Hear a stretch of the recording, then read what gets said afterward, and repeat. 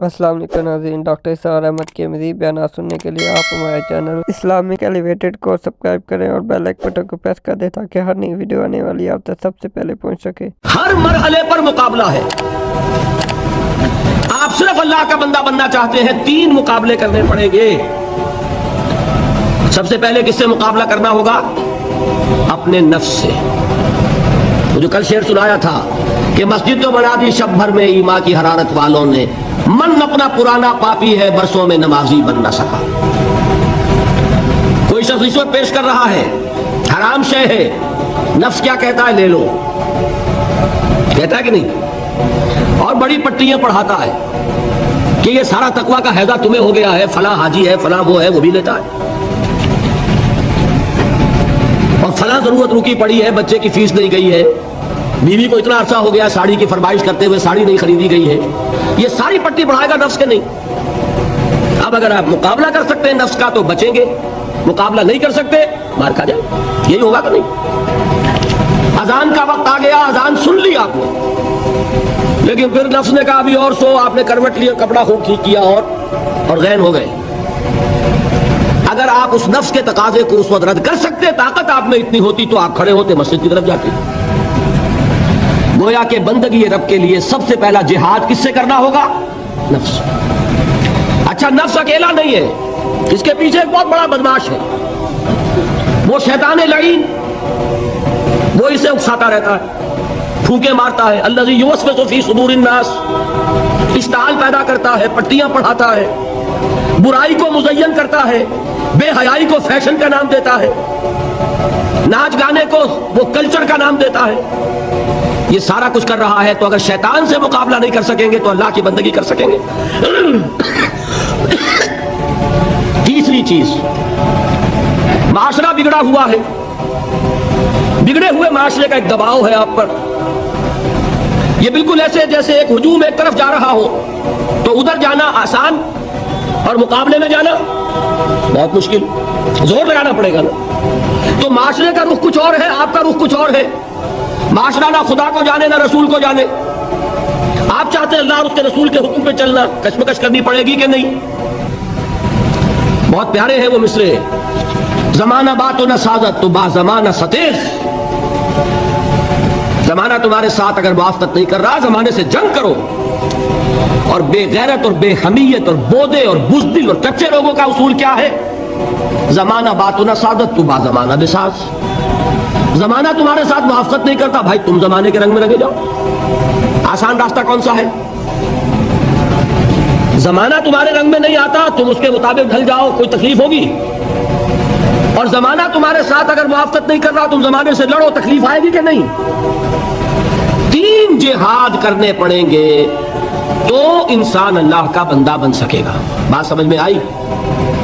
इसीलिए जब पूछा गया हुजूर से अय्युल जिहाद अफजल या रसूल अल्लाह, ऐ अल्लाह के रसूल सबसे अफजल जिहाद कौन सा है? आपने फरमाया अन तुजाहिद नफ्सक फी ताअतिल्लाह।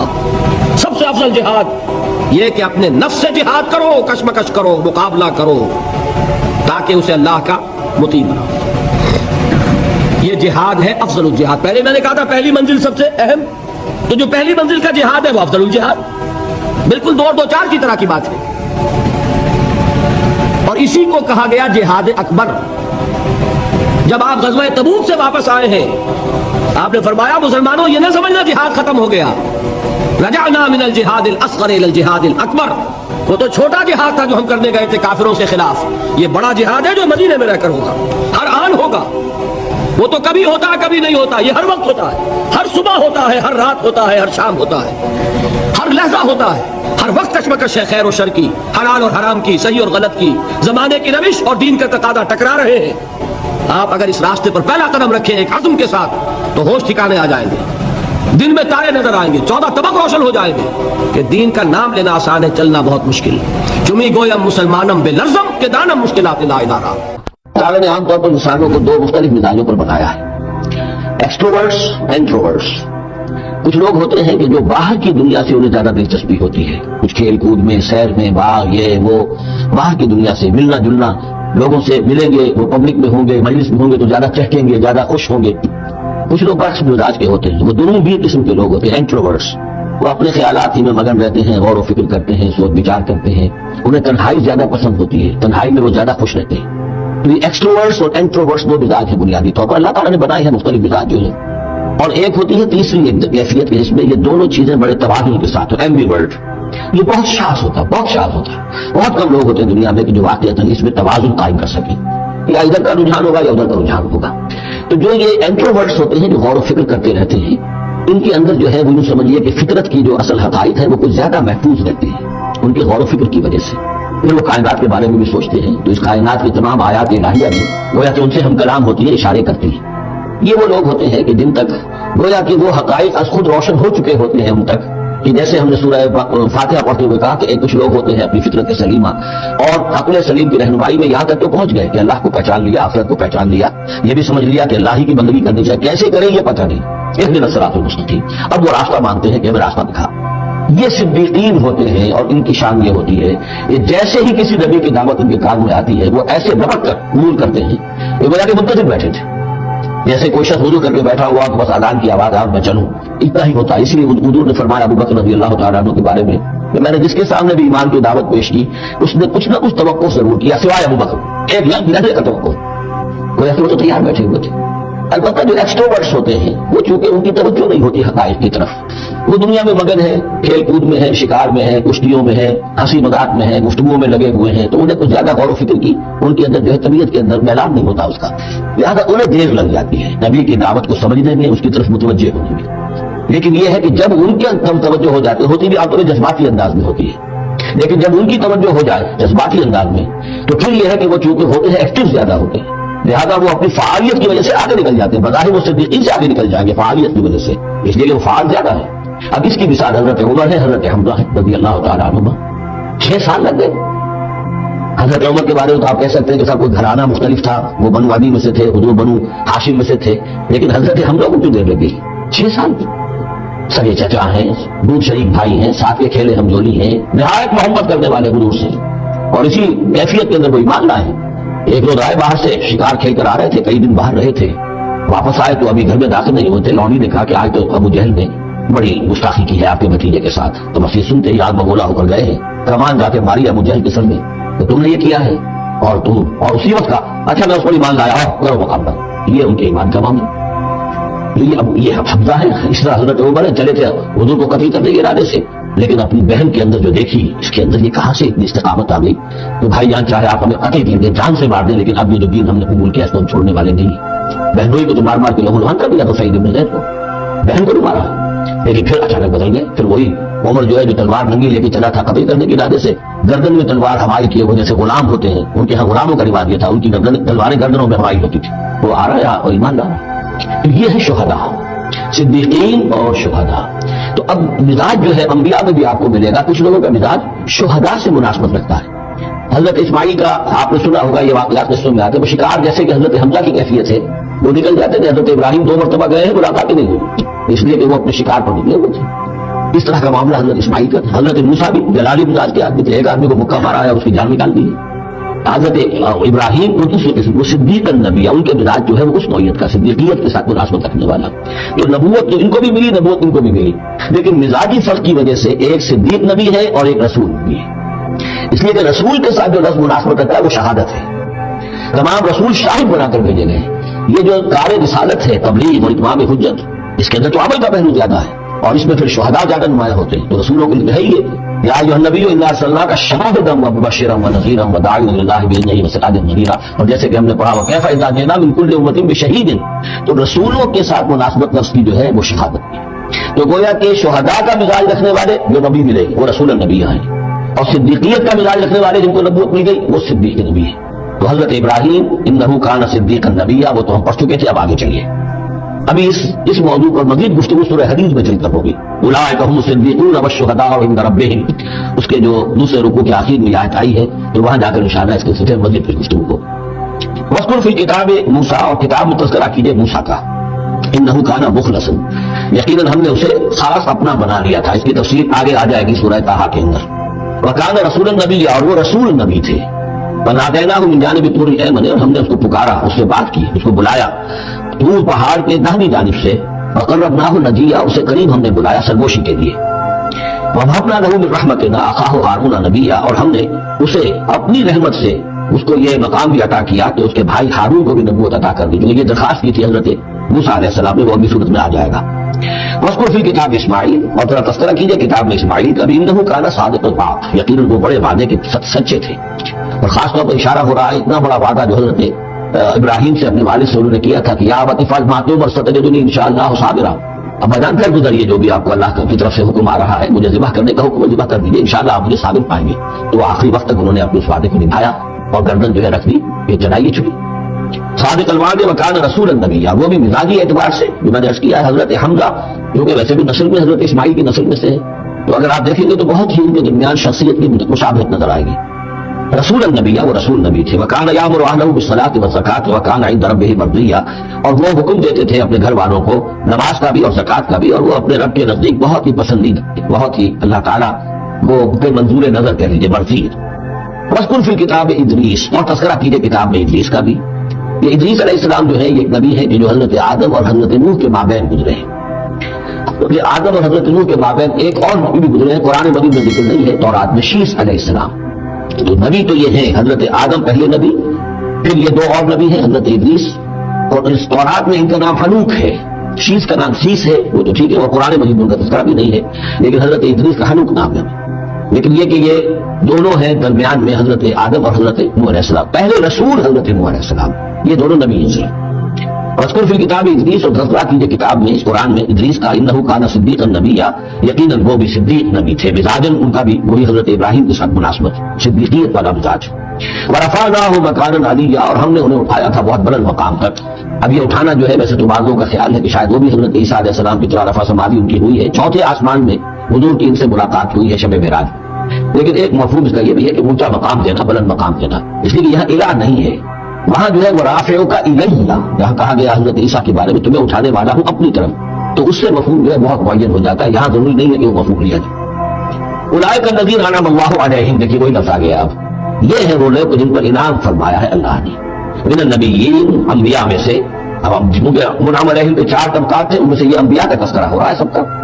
من النبیین من ذریۃ آدم، اولاد آدم میں سے، وممن حملنا مع نوح، اور پھر بعد ان میں سے ان کی نسل میں سے ہیں جنہیں ہم نے نوح کے ساتھ اس کشتی میں سوار کرایا، ومن ذریۃ ابراہیم، اور پھر ذریۃ ابراہیم میں سے ہیں، ان کی اولاد سے، واسرائیل، اور حضرت یعقوب کی نسل سے ہیں، وممن ہدینا واجتبینا، اور جنہیں کہ ہم نے ہدایت دی اور جنہیں ہم نے چن لیا، پسند کر لیا۔ اذا تتلیٰ علیہم آیات الرحمن، ان کی کیفیت یہ ہوتی تھی کہ جب رحمان کی آیات ان کو پڑھ کر سنائی جاتی تھی، خروا سجدا وبکیا، تو وہ گر پڑتے تھے اللہ کی جناب میں سجدہ کرتے ہوئے روتے۔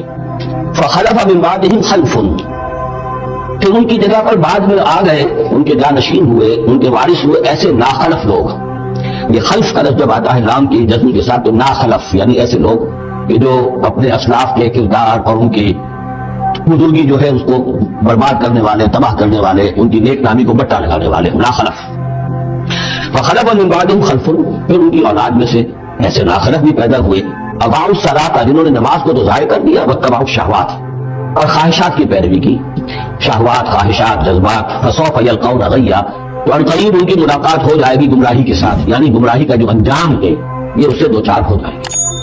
الا من تاب وآمن وعمل صالحا، سوائے اس کے کہ جو توبہ کریں اور ایمان لائیں اور نیک عمل کریں، فاولئک يدخلون الجنہ، وہ لوگ جنت میں داخل ہوں گے، ولا یظلمون شیئا، اور ان پر قطعاً کوئی ظلم نہیں کیا جائے گا، ان کا کوئی تلفی نہیں کی جائے گی، ان کے پورے اعمال کا انہیں بدلہ مل جائے گا۔ جنات عدن التي وعد الرحمن وعباده بالغیب، یعنی ان کو کیا ملے گا؟ وہ باغات، ریزیڈینشل گارڈن، بسنے والے باغات، رہنے والے باغات، جن کا کہ وعدہ کیا تھا رحمان نے اپنے بندوں سے غیب میں، یعنی ظاہر بات ہے قرآن مجید میں وعدہ ہو رہا ہے، تو اب نہ وہ جنت ہمارے سامنے ہے، نہ خود اللہ تعالیٰ جو ہے وہ ضرور ہمارے سامنے ہے، ہم ایمان لا رہے ہیں اس پر غیب، یؤمنون بالغیب۔ انہ کان وعدہ ماتیا، یقیناً اس کا وعدہ جو ہے وہ تو پورا ہونے والا ہی ہے، اس کو تو وقت پر پہنچنا ہی ہے، اب وہ اپنی جگہ پر پختہ ثابت ہوگا۔ لا يسمعون فيها لغوا الا سلاما، وہ نہیں سنیں گے اس میں کوئی لغو بات، بس صرف سلام ہی سلام، ہر طرف سے فرشتے آ رہے ہیں تو سلام، دیلاً سلاما سلاما۔ وَلَهُمْ رِزْقُهُمْ فِيهَا بُكْرَةً وَعَشِيًّا، ان کے لیے ان کا رزق ہوگا اس میں صبح بھی شام کو بھی۔ تِلْكَ الْجَنَّةُ الَّتِي نُورِثُ مِنْ عِبَادِنَا مَنْ كَانَ تَقِيًّا، یہ ہے وہ جنت جس کو کہ ہم جس کے وارث بنائیں گے ہم اپنے بندوں میں سے ان کو کہ جو متقی ہوں گے، خدا ترس ہوں گے، اللہ سے ڈرنے والے ہوں گے۔ وَمَا نَتَنَزَّلُ إِلَّا بِأَمْرِ رَبِّكَ، اور اے نبی ہم نہیں نازل ہوتے مگر آپ کے رب کے حکم سے. لہو ما بین ایدینا وما خلفنا وما بین ذلک وما کان ربک نسیا. اسی کے اختیار میں ہے جو کچھ ہمارے سامنے ہے اور جو کچھ ہمارے پیچھے ہے اور جو ان دونوں کے مابین ہے. اور اے نبی آپ کا رب بھولنے والا نہیں ہے. یہ بہت اہم مضمون ہے، اور در حقیقت ایک مضمون کا سمجھیے کہ سلسلہ شروع ہو رہا ہے جس کی پہلی کڑی یہ ہے. اس کو یوں سمجھیے کہ حضور صلی اللہ علیہ وسلم کو جو قرآن مجید سے شغف تھا اور محبت تھی اور شوق تھا آپ کا، تو جو وقفہ پڑ جاتا تھا وہی میں وہ آپ پر بڑا شاق گزرتا تھا. آپ چاہتے تھے کہ وہی جلدی جلدی آئے تاکہ آپ اس سے اور اپنے وجود پرنور کو مزید منور کریں. آپ جو ہے قرآن مجید سے جو آپ کو عشق تھا اس کی بنا پر اس میں آپ کو اجرت رہتی تھی کہ جلدی آئے قرآن. اس حوالے سے آپ نے حضرت جبرائیل سے شکوہ کیا کہ آپ وقفے وقفے سے آتے ہیں، ہم انتظار کرتے رہتے ہیں. اس کا یہ جواب ہے جو جہاں دیا جا رہا ہے. وما نتنزل الا بامر ربک. اے نبی ہم اپنی مرضی سے نہیں نازل ہو سکتے، ہم نہیں نازل ہوتے مگر آپ کے رب کے حکم سے. لہو ما بین ایدینا، یہ بہت ہی یوں سمجھیے کہ گہرے الفاظ ہیں. لہو ما بین ایدینا وما خلفنا، جو ہمارے آگے ہے اس کا اختیار بھی اللہ ہی کا ہے، جو ہمارے پیچھے ہے اس کا اختیار بھی اللہ ہی کا ہے. وما بینہما وما بین ذالک، آگے اور پیچھے کے مابین کون ہے پھر؟ ہم، میں، میرا وجود، میرے آگے میرے پیچھے، اور ان دونوں کے درمیان کون ہے؟ میں گویا کہ بالکل اللہ تعالیٰ کے حکم کے تابع. فرشتے کی یہی شان ہے کہ فرشتہ جو ہے یفعلون ما یؤمرون، جو حکم ملتا ہے، لا یعصون اللہ ما امرهم، ان کا معاملہ یہ ہے کہ جو بھی اللہ کا حکم ہے گویا کہ وہ تو اس کے سرتابی نہیں کرتے، سرے منہ اس میں فرق نہیں ڈالتے. وما نتنزل الا بامر ربک، ہم نہیں اترتے یا اتر سکتے مگر آپ کے رب کے حکم سے. جب اسی مصلحت اسی کی مشیت ہوتی ہے وہ وہی دے کر ہمیں بھیجتا ہے. لہو ما بین ایدینا وما خلفنا وما بین ذالک وما کان ربک نسیا. اور اے نبی یہ جو کچھ تاخیر ہو جاتی ہے کسی بھول کی وجہ سے نہیں ہے کہ اللہ کو کوئی نسیان لاحق ہو گیا ہے تو تھوڑی دیر کے لیے توجہ کہیں اور ہو گئی ہے، معاذ اللہ. اب تیرا رب بھولنے والا نہیں ہے بلکہ یہ حکمت کے تحت ہے.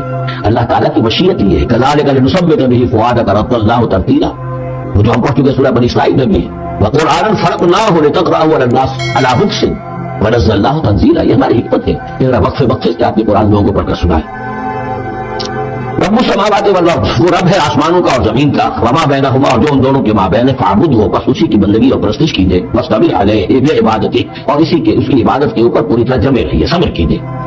هل تعلم له سمیا، تو کیا تم جانتے ہو کہ اس کی سی شان کا کوئی اور بھی کوئی اور ہستی ہے؟ ظاہر بات ہے جو شان اللہ کی ہے اس کی سی شان رکھنے والی کوئی اور ہستی کائنات میں موجود نہیں. وَيَقُولُ الْإِنسَانُ وَإِذَا مَا مِتُّ لَسَوْفَ أُخْرَجُ حَيًّا، اور یہ انسان کہتا ہے حیران ہو کر کیا میں جب مر جاؤں گا تو پھر مجھے اٹھا کر کے اٹھا لیا جائے گا. یعنی یہ وہ لوگ ان میں سے کہ جو باعث بعد الموت کے منکر تھے. میں نے بارہ آپ کو بتایا کہ اکثر و بیشتر تو وہ مانتے تھے، لیکن وہ کہتے تھے کہ وہاں ہمیں چھڑانے والے ہیں، ہمارے شفعاء ہیں، ہؤلاء شفعاؤنا عند اللہ. تو باعث بعد الموت کے وہ منکر نہیں تھے، لیکن ایک طبقہ ان میں ایسے لوگوں کا بھی تھا. اب یہ ان کی بات ہو رہی ہے. وَيَقُولُ الْإِنسَانُ وَإِذَا مَا مِتُّ لَسَوْفَ أُخْرَجُ حَيًّا، کہ جب میں مر جاؤں گا پھر مجھے دوبارہ اٹھا لیا جائے گا اور نکال دیا جائے گا. اب لا يذكر الانسان، تو کیا اس انسان کو یہ یاد نہیں ہے انا خلقناه من قبل ولم يكن شيئا، کہ وہ کچھ بھی نہیں تھا اور ہم نے ضرور پیدا کیا. تو کیا مشکل ہے ہمارے لیے دوبارہ اس کو پیدا کر دینا؟ کیا تھا وہ پہلے، اس کی کیا حقیقت تھی؟ یعنی جہاں سے ہم اپنے آپ کو جانتے ہیں وہ بھی ظاہر بات ہے کہ ایک نطفہ ایک ہے، اس سے ہمارا آغاز ہوا، یہ تو سبھی جانتے ہیں نا. تو اس سے اللہ تعالیٰ نے ہمیں انسان بنا دیا ہے، تو کیا اللہ تعالیٰ دوبارہ تمہیں پیدا نہیں کر سکتا؟ فَوَرَبِّكَ، تو قسم ہے تیرے رب کی، لَنَحْشُرَنَّهُمْ وَالشَّيَاطِينَ، ہم جمع کریں گے ان سب کو بھی اور تمام شیطانوں کو. ثُمَّ لَنُحْضِرَنَّهُمْ حَوْلَ جَهَنَّمَ جِثِيًّا، اور پھر ہم سب کو جمع کر دیں گے جہنم کی گرد کہ یہ اپنے گھٹنوں کے بد گرے ہوئے ہوں. ثُمَّ لَنَنزِعَنَّ مِنْ كُلِّ شِيَعَةٍ أَيُّهُمْ أَشَدُّ عَلَى الرَّحْمَنِ عِتِيًّا، پھر ہم ہر گروہ میں سے، ہر قوم میں سے پھر نکالیں گے کون ہے وہ جو سب سے زیادہ اکڑنے والے تھے رحمان کے مقابلے میں. بلاؤ ادھر سے ابو جہل کو اور بلاؤ ادھر سے عقبہ ابن ابی معیط کو، ہر گروہ میں سے جو سب سے زیادہ اللہ کا کہ اس کے ساتھ گستاخی کرنے والا اور سب سے زیادہ تکبر کرنے والا تھا، پھر اس کو آگے نکال کر نمایاں کیا جائے گا. ثم نحن اعلم بالذین هم اولى بها، پھر ہم خوب جانتے ہیں ان لوگوں کو کہ جو بہت زیادہ قابل ہوں گے اور سب سے پہلے داخل ہونے والے ہوں گے اس جہنم کے اندر. وَإِن مِّنكُمْ إِلَّا وَارِدُهَا كَانَ عَلَىٰ رَبِّكَ حَتْمًا مَّقْضِيًّا، اور تم میں سے کوئی بھی نہیں ہے مگر یہ کہ اسے ایک مرتبہ جہنم پر آنا ہوگا. یہ فیصلہ ہے تیرے رب کا حتمی طے شدہ، حتماً مقضیہ. اس کا جو مفہوم سمجھا گیا میں اسے اتفاق کرتا ہوں کہ اصل میں وہ پل صراط جس کا تذکرہ جو ہے آئے گا سورہ حدید میں بھی اور پھر سورہ تحریم میں بھی، جس کو ہم پل صراط کہہ دیتے ہیں. الصراط ہے وہ، یہی صراط مستقیم جس پر ہم چل رہے ہیں. یہ عالم برزخ کے اندر جا کر قیامت کے دن جو ہے یہی پل صراط بن جائے گا اور یہ جہنم کے اوپر ہوگا. گویا کہ اس پر سے گزر کر لوگ داخل ہوں گے جنت کے اندر، تاکہ مشاہدہ کر لیں کہ اللہ تعالیٰ نے کس چیز سے ہمیں بچایا. اور وہاں پر جو جہنمی ہے وہ ٹھوکریں کھا کھا کر اس میں گرتے جائیں گے کیونکہ ان کے پاس روشنی نہیں ہوگی. یہ مضمون جو ہے کھل کر آئے گا سورہ حدید میں اور سورہ تحریم میں. تو یہ فرمایا کہ آنا تو ہر ایک کو پڑے گا، ہر انسان کا گزر اس پر ہوگا، تاکہ اور اس میں یہ کہ یقیناً جو بچا لیے جائیں گے ان کے دل میں کس قدر اللہ تعالیٰ کی یہ اس رحمت کا اور مغفرت کی قدر کتنی ہوگی کہ اللہ نے ہمیں کس انجام سے بچایا ہے۔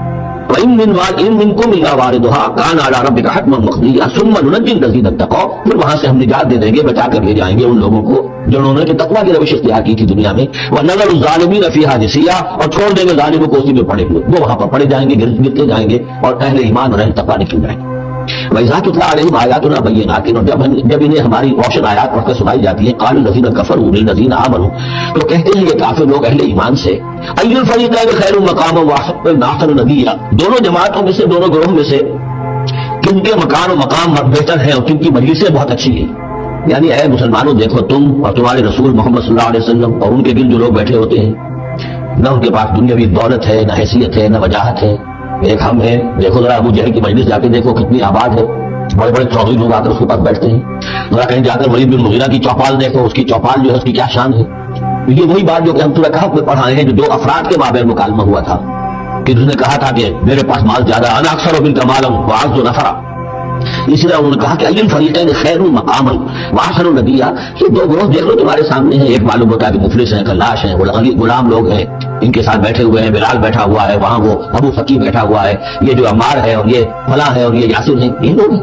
ادھر جا کر دیکھو وہ کتنی سج گج کے ساتھ، شان و شوکت کے ساتھ ان کی محفلیں ہیں، کیا کچھ ساز و سامان ہے، جیسے قالین بچھے ہوئے ہیں۔ ای الفریقین خیر مقاما واحسن ندیا وکم اہلکنا قبلہم من قرن، اور ہم نے ان سے پہلے کتنی قوموں کو ہلاک کیا ہے، ہم احسن اساسا وریا، وہ ان سے بھی کہیں بڑھ کر تھے اپنے اساس البیت، اساس جس کو ہم اثاثہ کہتے ہیں، ساز و سامان میں اور نام و نمود میں، شان و شوکت میں بھی، ان کی شان و شوکت ان سے بھی کہیں بڑھ کر تھی، اور وہ ہلاک ہوئے، قوم عاد اور قوم ثمود یہ سب کا، اور قوم شعیب۔ اور من کان فی ضلالۃ فلیمدد لہ الرحمن مدا، اے نبی ان سے کہہ دیجئے جو شخص بھی ضلالت میں گمراہی میں ہے تو اللہ کا یہ طریقہ ہے، قاعدہ ہے کہ اللہ تعالیٰ اسے پھر اور ڈھیلی دیتا ہے، رسی دراز کرتا ہے، اس کو اور نعمتیں دے دیتا ہے، حتی اذا رأوا ما یوعدون، یہاں تک کہ جب اچانک وہ وقت آ جائے گا کہ جس کے ان کو دھمکی دی جا رہی ہے، اما العذاب و اما الساعہ، یا تو دنیا میں عذاب آ جائے، عذاب ہلاکت، عذاب استحصال، یا قیامت، فسیعلمون، کم وہ جان لیں گے، من ہوا شر مکانا واضح جندا، کہ کون ہے جو اپنے مقام اور مرتبے کے اعتبار سے بدتر ہے، اور کون ہے کہ جو لشکر اور اپنے لاؤ لشکر کے اعتبار سے کمزور تر ہے۔ اس وقت پتہ چلے گا کہ محمد زیادہ طاقتور تھے صلی اللہ علیہ وسلم یا ابو جہل زیادہ طاقتور تھا۔ آخرت میں جا کر حقیقت کھل جائے گی۔ اس وقت تو یہ ایک سراب ہے، نظر آ رہا ہے، ایک ڈرامہ ہے، کھیل ہو رہا ہے، حقیقت جو ہوگی وہ منکشف ہو جائے گی اس میں۔ یزید اللہ الذین اہتدوا ھدی، اور اللہ تعالیٰ ان لوگوں کی ہدایت میں اضافہ کرتا ہے جو ہدایت کی راہ اختیار کرے، اللہ بڑھاتا ہے ان لوگوں کو ہدایت میں جنہوں نے ہدایت اختیار کی۔ والباقیات الصالحات خیر عند ربک ثوابا وخیر مردا، اور یقیناً نیک باقی رہنے والے تو نیک عمل ہے، یہ مال و دولت باقی رہنے والا نہیں، یہ تو یہیں کی شے یہیں رہ جائے گی۔ باقیات الصالحات، بقا اگر ہے، دوام ہے انسان کے ساتھ اس عالم آخرت میں جانے والی کوئی شے ہے تو باقیات الصالحات تو نیک کام ہے۔ خیر عند ربک ثوابا، وہ یقیناً تیرے رب کے نزدیک بہت بہتر ہے بدلے کے اعتبار سے بھی، وخیر مردا، اور اس اعتبار سے بھی کہ لوٹ کر جایا جائے ان کے پاس، جب ہم وہاں پہنچیں گے ہمیں اپنے اعمال جو ہے وہ منتظر ملیں گے، ان کی جزا، بلکہ یہ بھی کہا جائے گا یہ تمہارے اعمال ہی ہیں، ان کی شکل بدل گئی ہے۔ افرأیت الذی کفر بآیاتنا وقال لأوتین مالا وولدا، تو کیا تم نے دیکھا اس شخص کو جو ہماری آیات کا تو کفر کرتا ہے اور کہتا ہے مجھے تو لازماً ملے گا، مال بھی ملے گا، اولاد بھی ملے گی۔ یہ وہی بات سمجھیے سورہ کہف میں آ چکی ہے کہ اس نے کہا تھا وَلَئِن رُدِدتُّ إِلَىٰ رَبِّي لَأَجِدَنَّ خَيْرًا مِنْهَا مُنقَلَبًا، تم جو ہو جوتیاں پھٹکار رہے یہاں پر بھی تمہیں وہاں بھی کچھ نہیں ملنا۔ اگر واقعی آخرت ہو ہی گئی، اول تو مجھے گمان نہیں، میں نہیں سمجھتا کہ وما اظن الساعة قائمة وَلَئِن رُدِدتُّ إِلَىٰ رَبِّي لَأَجِدَنَّ خَيْرًا مِنْهَا مُنقَلَبًا، تو مجھے وہاں پر بھی اچھا ہی ملے گا جیسے یہاں اچھا ملا ہوا ہے۔ وہی اسی طرح یہ ہے کہ ان کا ہمیں تو وہاں پر بھی ملے گا، آخرت میں بھی بہت سا مال بھی ملے گا، اولاد بھی ملے گی۔ اطلاع الغیب، یہ دنیا بھی مراد ہو سکتی ہے لیکن نبی آخرت ہی مراد ہے۔ اطلاع الغیب، کیا وہ غیب پر مطلع ہو چکا ہے، اس نے جھانک کر دیکھ لیا ہے غیب کو، ہمیں اتخذ عند الرحمن عہدا، یا وہ کوئی رحمان سے عہد لے چکا ہے، پکا قول و قرار لے چکا ہے جس پر اس یقین سے کہہ رہا ہے کہ اسے تو مال بھی ملے گا اور اولاد بھی ملے گی۔ کلا، ہرگز نہیں۔ سنکتب ما یقول، وہ کچھ یہ کہہ رہا ہے وہ ہم لکھ لیں گے تاکہ جواب دہی پوری کرنی پڑے کہ کیا کیا بکواس تم کیا کرتے تھے۔ ونمد له من العذاب مدا، اور پھر عذاب کے اندر ہم اس کے اضافہ کرتے چلے جائیں گے، عذاب کو اس کے کھینچتے چلے جائیں گے۔ وَنَرِثُهُ مَا يَقُولُ، اور جو کچھ وہ کہہ رہا ہے اس کے وارث تو ہم ہوں گے، سارا مال دنیاوی سامان جو بھی کچھ ہے وہ تو ہماری وراثت میں آ جائے گا۔ وَيَأْتِينَا فَرْدًا، اور وہ جب آئے گا ہمارے سامنے ہماری عدالت میں پیش ہونے کے لیے تو ایک فرد کی حیثیت سے آئے گا، نہ اولاد ساتھ ہوگی، نہ مال، نہ قدم، نہ حشم، نہ قوم، نہ ہم نشین، نہ حاشیہ نشین، کوئی نہیں ہوگا۔ वत्तखज़ू मिन दूनिल्लाहि आलिहतन, इन्होंने अल्लाह के सिवा को इख्तियार कर लिए अपने माबूद, लियकूनू लहुम इज़्ज़ा, ताकि वो उनके मददगार बने, उनके लिए सहारा बने, पुष्पना बने, अल्लाह के यहाँ उन्हें कुछ छुड़ा सके अज़ाब से। अल्लाह हरगिज़ नहीं। सयकफुरून बिइबादतिही, वो तो उनकी इबादत का इनकार करेंगे, जैसा कि पहले भी आ चुका है। वो फरिश्ते हो और या अल्लाह हो, अंबिया हो, हज़रत ईसा हो, शेख अब्दुल कादिर जिलानी हो, कोई भी हो, उनका तो मांगो तो कुफ्र करेगा। तुम क्या कर रहे हो? हमें तो मालूम ही नहीं था कि तुम हमसे दुआएं करते रहे, हमें समझते रहे कि हम तुम्हें छुड़ा लेंगे। सयकफुरून बिइबादतिही, वो इनकार करेंगे उनकी इबादत का। वयकूनून अलैहिम ज़िद्दा, और वहां उनके मुखालिफ होंगे, उन्हें वहां पर प्रोसिक्यूट करवाएंगे। अलम तरा अन्ना अरसलना शयातीन अलल काफिरीन ताउज़ुहुम अज़्ज़ा, क्या तुमने देखा नहीं कि हम काफिरों पर शयातीन को भेजते रहते हैं? यानी ये कि ये शयातीन जिन जो है इन पे हमला आवर होते रहते हैं, उन्हें खूब उभारते रहते हैं गुनाहों के ऊपर, और उन्हें और सरकशी के ऊपर आवादा करते रहते हैं। वजह क्या है कि खुद उन्होंने शैतान की रिफाकत को इख्तियार की। फला ताजल अलैहिम, अब ये मज़मून यहाँ दूसरी मर्तबा आ गया, उजलत नहीं, फला ताजल अलैहिम। एक तो फरमाया कुरान मजीद के ज़िम्मे में उजलत न कीजिए, इसकी जो भी तंजील है वो अल्लाह ताला की हिकमत के तहत जो उसमें तदरीज है उसका उसी को आप समझिए कि खैर उसी में, आपका शौक अपनी जगह है। लेकिन ये कि एक दूसरी बात, फला ताजल अलैहिम, इनके बारे में भी आप जल्दी न कीजिए। ऐसा न हो कि आपके दिल में ये ख्याल आए कि अब इन कुफार मक्का की रस्सी जो है मजीद दराज नहीं होनी चाहिए, अब इनको पकड़ लिया जाना चाहिए, इन्होंने हद कर दी है। जिस तरीके से कि हुजूर को जिद किए हुए थे वो हम देखते चले आ रहे सूरह नाम से, लेकिन है नबी जल्दी न कीजिए। फला ताजल अलैहिम, इनकी मुखालिफत, अदा यहाँ पर आ रहा है, फला ताजल अलैहिम इन्नमा नउद्दु लहुम अद्दा, हम इनकी पूरी पूरी गिनती कर रहे हैं, एक एक अमल इनका लिखा जा रहा है, हर चीज की इनको जवाबदेही करनी होगी, हर चीज की इनको सजा मिल जाएगी। लेकिन ये कि हमारे हर काम के अंदर जो भी फितरी तदरीज है, उसकी जो तौकीत है, उसका जो निजाम हमने बना रखा है वो उसी के मुताबिक होगा। यौम नहशुरुल मुत्तकीन इला रहमान वफ़दा, याद करो जिस दिन की हम जमा करेंगे अहले तकवा को, वो रहमान की तरफ आएंगे मेहमानों की सूरत में, जैसे मेहमानों का इस्तेमाल होता है, वफ़द आया है।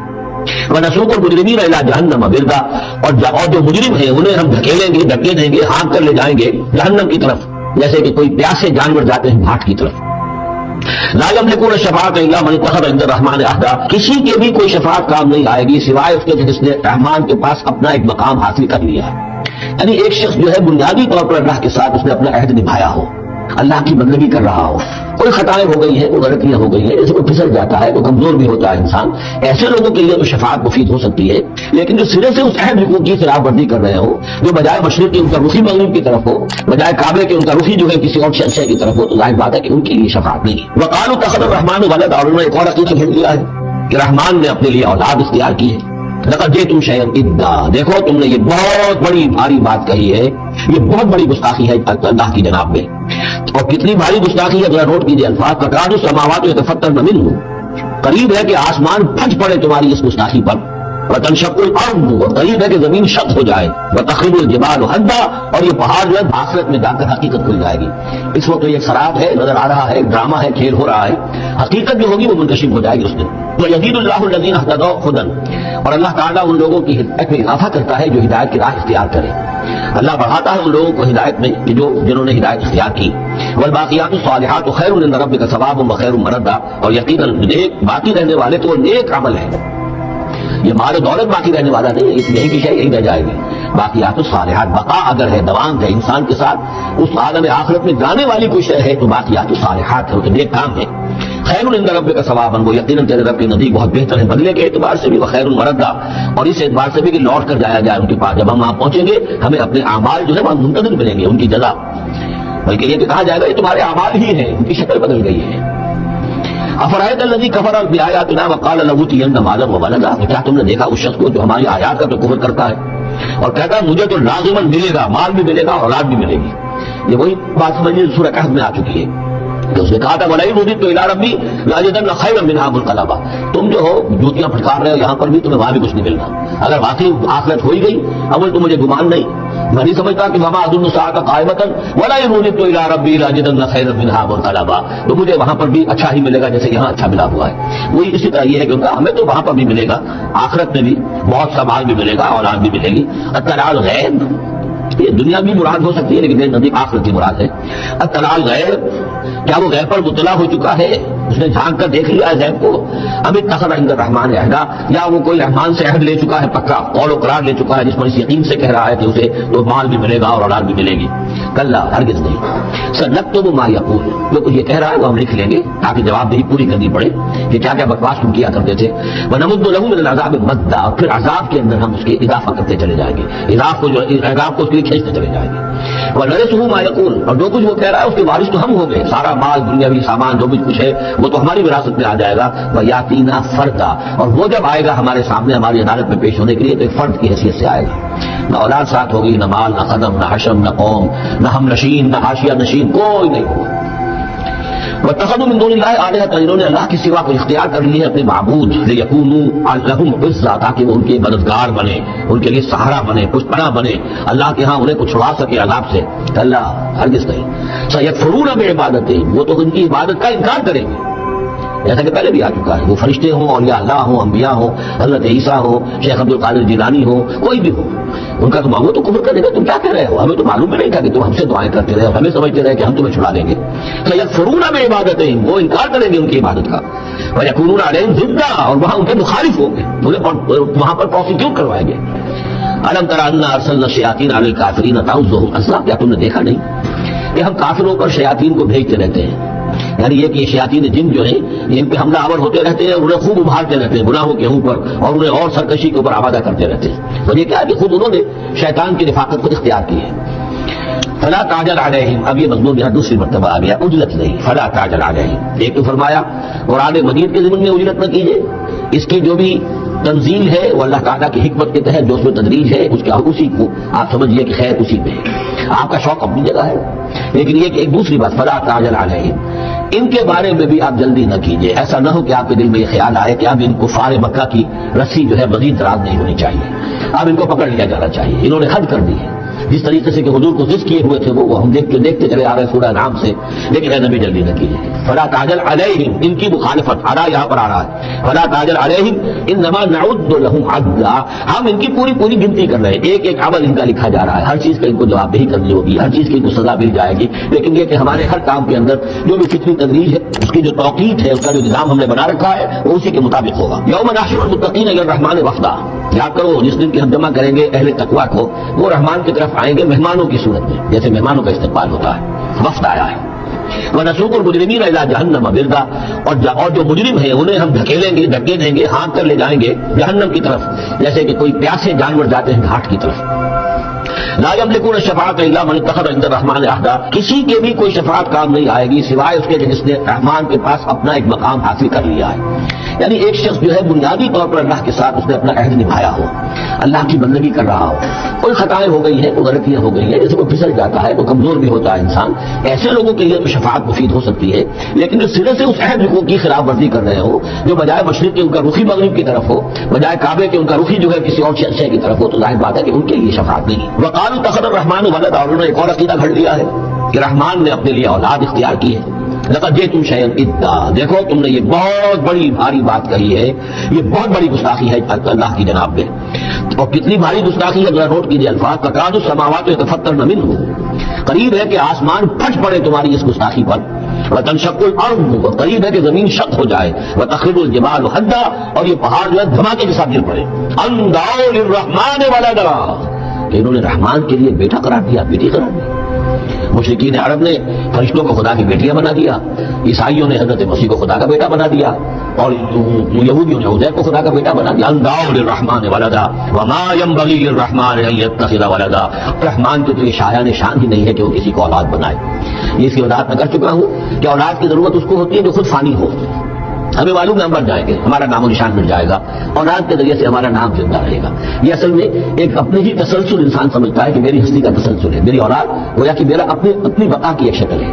اس لیے یہ انسان کے اندر ہے. مجھے یاد ہے جب ہم پڑھتے تھے کالج میں تو الفا ایک کمپنی ہوتی تھی لاہور میں جو فائل کورز وغیرہ بناتی تھی نوٹ بکس کے، تو اس میں پیرامڈس کے عنوان سے جو بہترین الفاظ لکھے ہوئے تھے ابھی مجھے یاد ہیں. Still and resolute, calm and self-possessed, still and resolute. The pyramids echo unto eternity, the defiant cry of man's will to survive and conquer the storms of time.